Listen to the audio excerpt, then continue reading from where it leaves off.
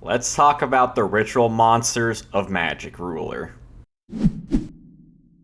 What's up, Janjo family? I'm here to talk about, well, what I just said, the ritual monsters of Magic Ruler, or Spell Ruler, whichever one you prefer. This was the first set, this 2002 set, to introduce ritual monsters to the TCG game of Yu-Gi-Oh!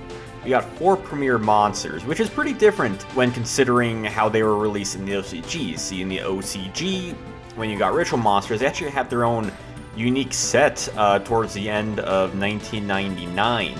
They got a whole bunch of them. They even got Blackluster Soldier, Super War Lion, Fiend's Mirror, and Zero the Mant, I believe were the initial 4. And they also got some other ones like Chakra, Javelin Beetle, kind of stuff like that.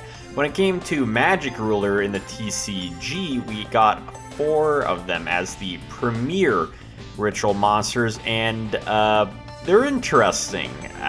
That's the best way to put them. So out of the 4, only one of them has an effect, and they all kind of range from bad to acceptable to good. And the first one, obviously, we got is the cover card of Magic Ruler, and that is Relinquish. Relinquish is a 1-star monster, which is great because you can tribute any monster from your hand or your field using the spell card Black Illusion Ritual. With Relinquish, you can suck up monsters, your opponent will take damage if they attack into it.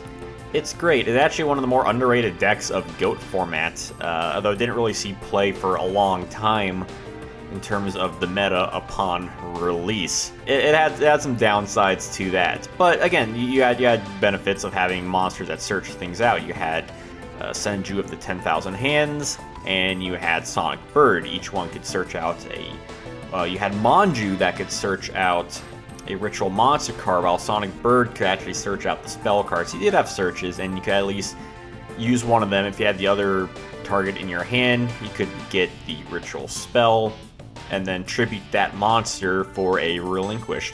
Or in the set, you also had Snatch Steal, because you could use Snatch Steal to steal an opponent's monster to use for that. Also, by this meta, you could also use Change of Heart, which was an applicable card as well. Now, ritual monsters, the hard part about them is that you need that monster, that spell, and the sacrifices for the spell. I've made an entire video talking about why ritual monsters are bad and possible ways that they could have been made better. So definitely check that out after this. When it comes to ritual monsters here, yeah, they're not very great. With the weakest one we have is Performance of Sword. I love the art for all these ritual monsters. This is what kind of hurts me, why they're so bad.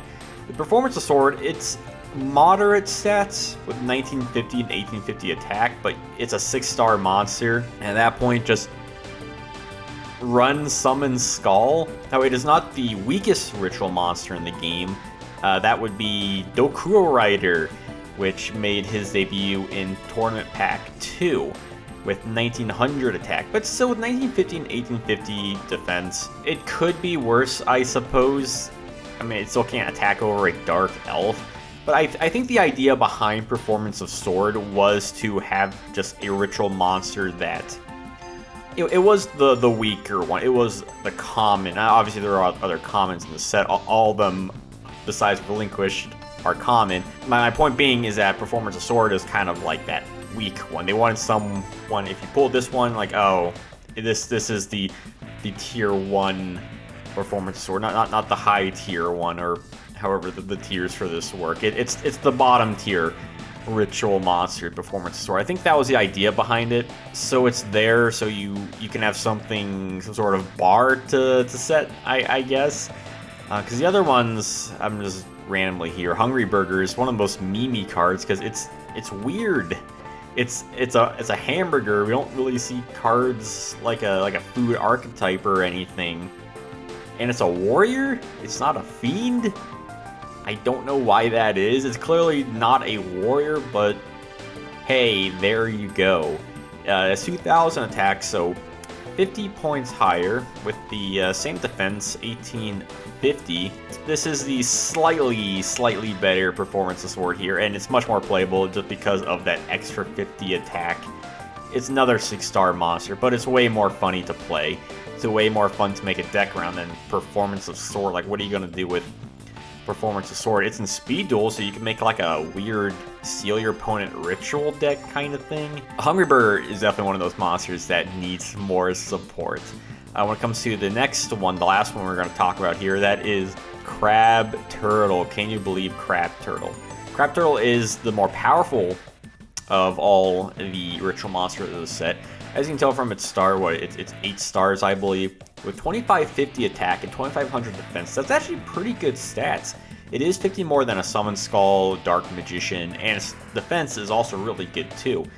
So this is probably the only one aside from Relinquish you could realistically build a deck around in a MRL format. But it definitely is the heavy hitter of them, and I think people kind of need to give Crab Turtle a little more respect. It is still kind of a memey one, along with Hungry Bird, because it is a silly monster. It's like Crab Turtle.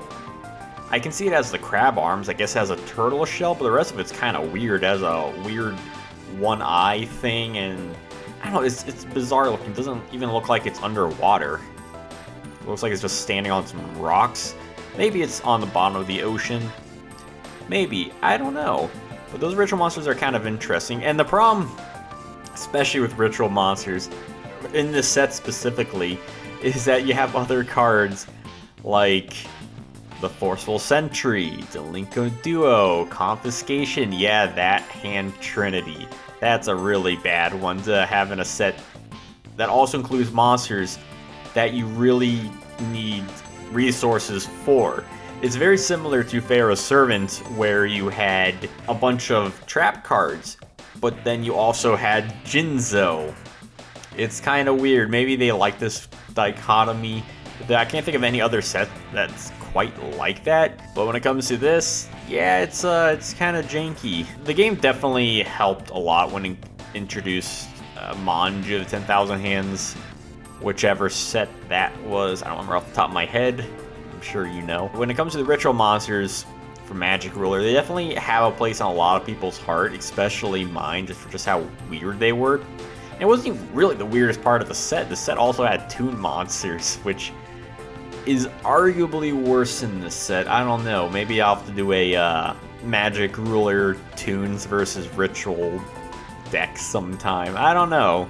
That'd be kind of silly. Also have a lot of floater cards that help out. You have Flying Kamakiri, Giant Rat, Mystic Tomato, UFO Shining Angel.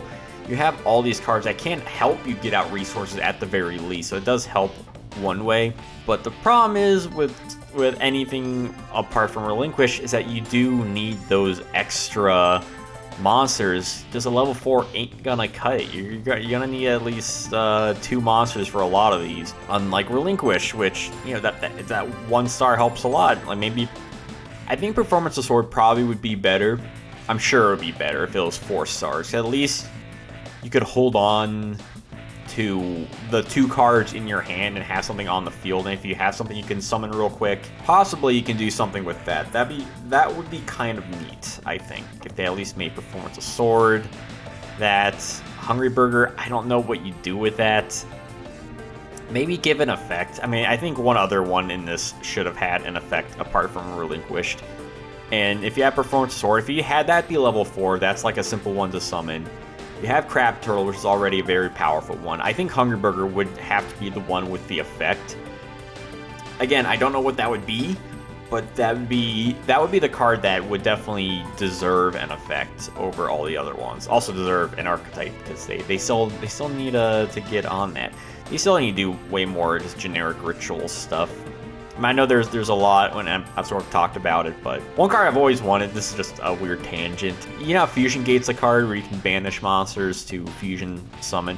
I wish there was a card like that before, like a Ritual Gate, where you can banish monsters from your graveyard just to summon a, let's say, vanilla ritual monster from your hand. I don't know what's considered a vanilla, because they technically have an effect that they have to be summoned via ritual.